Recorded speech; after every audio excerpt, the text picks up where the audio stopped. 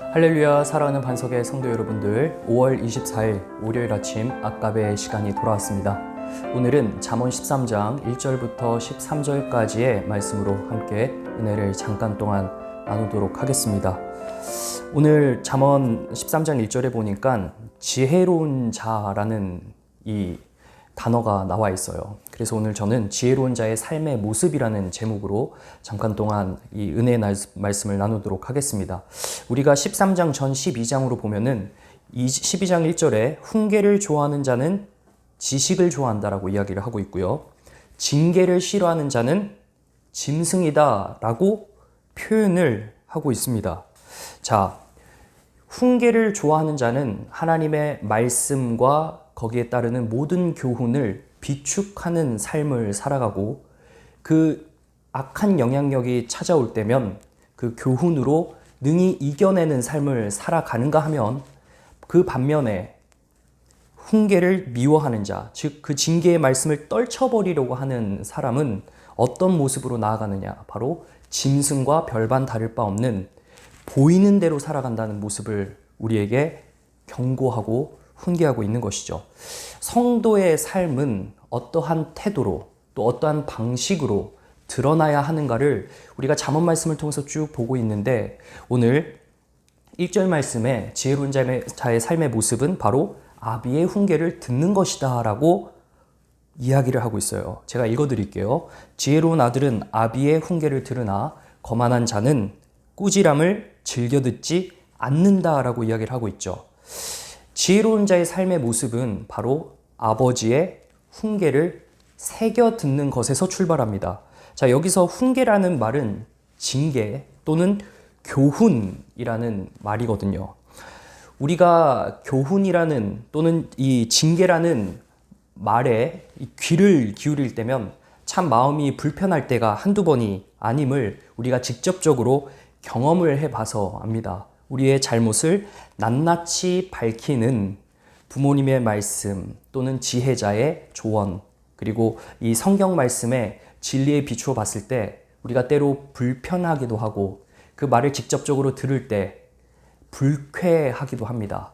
그래서 자존심이 상할 때도 있죠. 그러나 오늘 말씀에서는 그럼에도 불구하고 그것을 새겨 들으라고 합니다. 왜냐하면 그것을 새겨 듣지 않을 때 일어나는 비참함이 따르기 때문이에요. 그 말씀이 하반절에 나오는데 거만한 자라고 표현을 하죠. 꾸지람을 즐겨 듣지 않는다. 이 꾸지람은 훈계라는 표현과 동일한 표현입니다. 그렇다면 이 거만한 자는 어떤 자일까?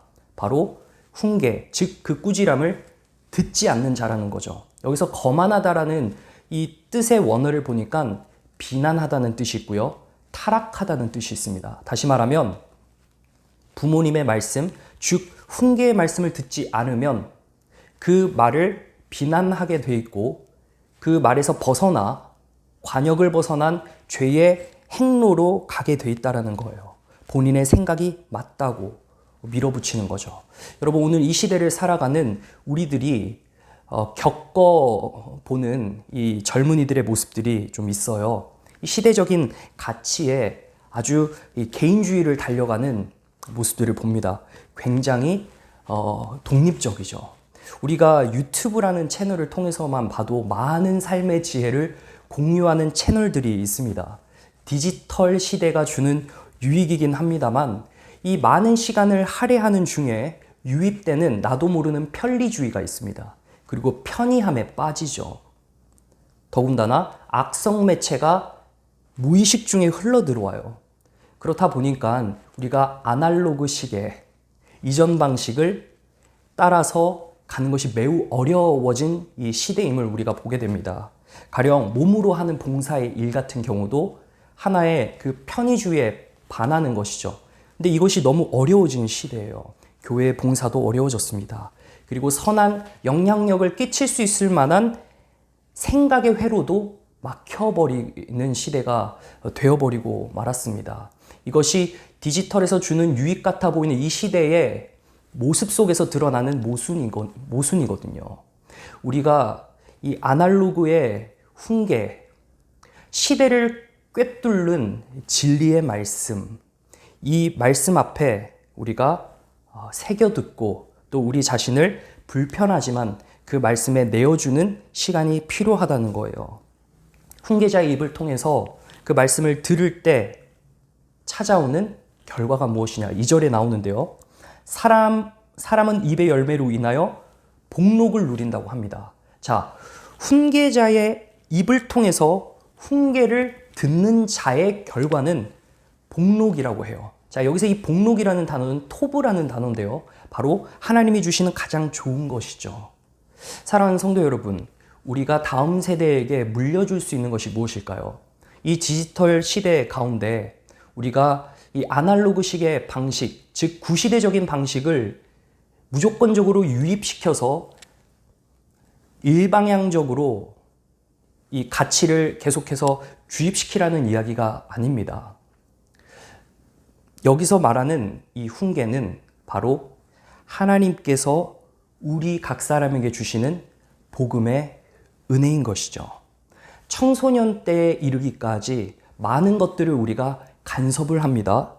그렇다 보니까 이 사랑으로 훈계한다고 우리들이 자식들에게 이야기를 하지만 물론 자식들도 그 마음을 모르는 것은 아닐 겁니다. 그러나 일단 그 소리들은 잔소리로 듣고 거르는 이 시대가 된 아주 불편한 진실을 우리가 마주하게 되는데요.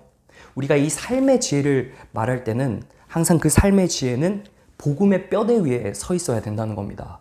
달리 이야기하면 그 훈계의 책망은 우리가 말로만 하는 것이 아니라 바로 그리스도의 사랑이 배어난 모습을 먼저 보여주어야 한다는 것이죠. 사랑하는 성도 여러분, 이 아비의 훈계가 효능적으로 흘러가기 위해서는 우리들의 삶의 모습이 먼저 복음의 뼈대 위에, 즉 그리스도의 사랑 위에 서야 될 줄로 믿습니다.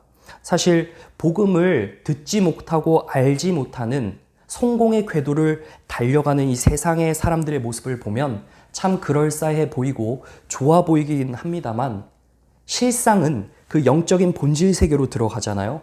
그러면 그곳에서 질서를 무너뜨리는 영적인 세력이 이 세상을 붙들고 있거든요.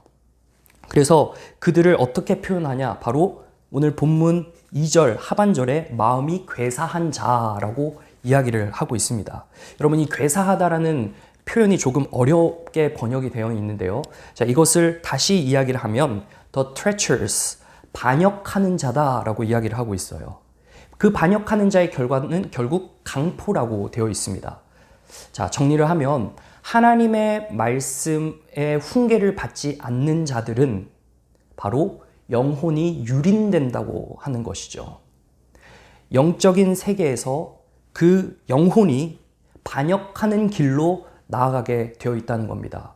그래서 우리 믿는 성도가 그 다음 세대가 되었던 어떤 이웃이 되었던 간에 하나님에게서 반목하는 길로 가도록 하지 않기 위해서 말로만 하는 훈계와 질책을 위한 징계가 아니라 그리스도의 사랑의 뼈대 위에 세워져 있는 우리의 사랑의 모습을 통해서 그들을 회유시키고 사랑으로 품어내야 한다는 것이죠. 이렇게 복음의 열매를 맺도록 기초를 세우는 훈계가 얼마나 중요한지 3절이 이렇게 나오잖아요. 입을 지키는 자는 자기의 생명을 보존한다. 자신뿐만 아니라 이 입술의 열매, 즉 우리의 행동을 통해 입증되는 그 삶의 열매가 결국 생명을 보존하게 된다라는 것이죠.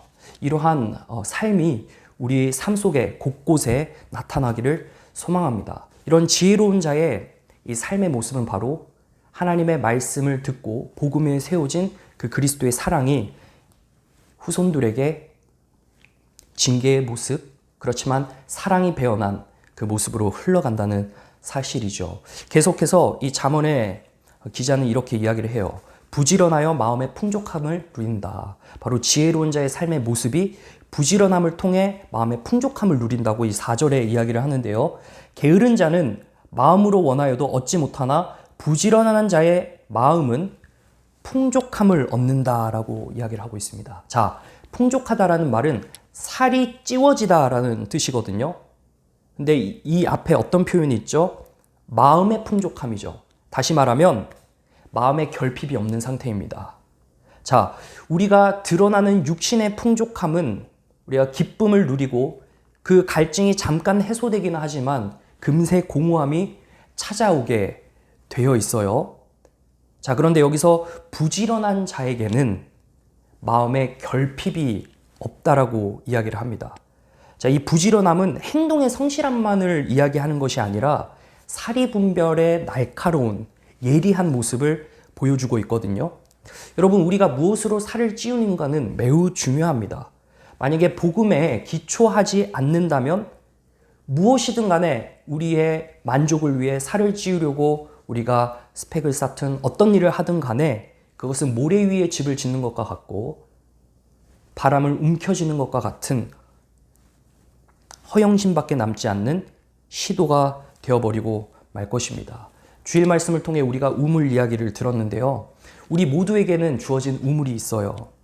노력하여 수고로움을 우리가 통해 우물을 길어낼 때 갈증이 해소되고 또 기쁨도 없지는 않습니다. 그러나 그 기쁨은 일시적이고 그 갈증은 여전하고 지속적일 것입니다. 따라서 우리의 마음을 풍성히 살찌울 수 있는 것은 바로 복음밖에 없는 것이죠. 그 복음 안에 진리의 영이신 성령님이 운행할 때 우리의 마음을 평안하게 하고 살찌우고 그 진리의 주파수로 우리에게 힘을 가져다 준다라는 사실입니다. 자, 이러한 진리를 따르는 자들은 어떠한 모습으로 나타나느냐? 5절에 거짓말을 미워한다고 합니다. 여러분, 우리가 삶을 살아갈 때 거짓말을 늘 의도적으로 하지는 않지만 나도 모르게 이 선의의 거짓말을 합니다. 뭐 그것이 잘못했다라고 꼬집어서 말을 할 수는 없겠지만 이 작은 거짓말이 큰 거짓말로 이어지게 된다는 사실 우리가 너무나도 잘 알죠. 그렇게 되다 보면 이것이 우리의 마음을 좀먹기 시작하면서 마음의 풍족함이 사라지게 된다는 것이죠. 우리가 지혜로운 자로서 성도의 삶을 살아갈 때 우리에게 무엇보다 필요한 것은 하나님의 말씀으로 우리가 훈계를 받는데 그 훈계는 예수님께서 일방적으로 질책하시는 것이 아니라 그분의 죽으심으로 그 사랑이 우리에게 훈계로 다가온다는 사실이죠. 이로써 우리가 이 훈계를 따라 우리 자녀들을 교육할 때, 말씀으로 세울 때 그들의 마음에 풍족함이 드러난다는 겁니다. 우리가 늘 세상을 바라보며 날카롭고 예리한 시선으로 영적인 차단 신호를 보내야 돼요. 악한 것이 유입되어 올 때는. 그러나 정직에 있어서는 우리가 누구보다 공정하게 행하고 또 그러한 모습을 삶에서 드러내는 것이 얼마나 중요한지 모릅니다. 마지막 6절에 그래서 그 지혜로운 자의 모습이 결국 보호를 받는다라고 결론을 맺는데요. 자, 한번 제가 읽어드리겠습니다. 공의는 행실이 정직한 자를 보호하고 악은 죄인을 패망하게 한다. 자, 이 공의라는 것은 하나님께서 주시는 공의예요. 이것으로 인하여서 정직히 행하는 자가 결국 보호를 받는다는 겁니다. 사랑하는 성도 여러분, 우리가 말씀을 다 나누진 않았지만 7절부터 쭉 보게 되면 재물에 관련한 이야기가 나옵니다. 이 재물에 관련한 이야기는 생명의 기로에 서서 죽음이냐 생명이냐를 판가름하는 중요한 잣대가 됩니다. 그래서 이 재물만큼 사실 우리의 삶을 편안하게 해주고 편리하게 해주는 수단이 없죠. 그러나 이것을 통해서 드러나는 우리의 삶의 모습을 볼 때 우리의 모든 삶의 집중이 재물에 있느냐 아니면 이 재물을 가지고 하나님을 위해 사용하느냐, 이것이 결국 지혜로운 자의 삶의 모습으로 나타나게 된다라는 겁니다. 그러나 이 모습을 13절 오늘 마지막 절에 마지막으로 이렇게 결론을 맺고 있는데요. 말씀을 멸시하는 자는 자기에게 패망을 이루고 계명을 두려워하는 자는 상을 받는다라고 하고 있습니다. 결국 말씀에 기초하여서 우리가 살아가고 생각하고 재물을 겸비하는 것, 이 모든 것이 하나님을 위하는 것이 되어야 된다라는 것입니다.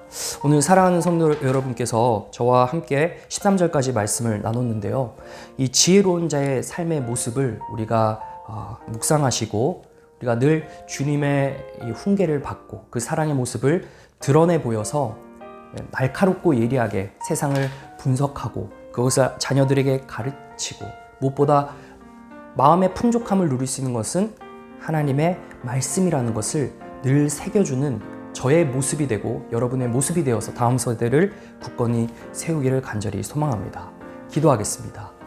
하나님 아버지 감사합니다. 오늘 이 시간에 이 말씀을 통해서 우리가 이 세대를 살아가며 하나님의 말씀을 무엇보다 굳건하게 우리의 기초석으로 삼고 그것을 통하여서 우리의 삶 속에 힘이 생겨나고 그것으로 우리가 우리의 모든 삶의 터전 가운데서 행해야 될 바를 행하고 가르쳐야 할 것을 잘 가르칠 수 있는 우리 모든 반석의 성도님들과 제가 될 수 있도록 주님께서 인도하여 주시옵소서. 감사를 드리오며 예수 그리스도의 이름으로 기도합니다. 아멘. 네, 내일 뵙도록 하겠습니다.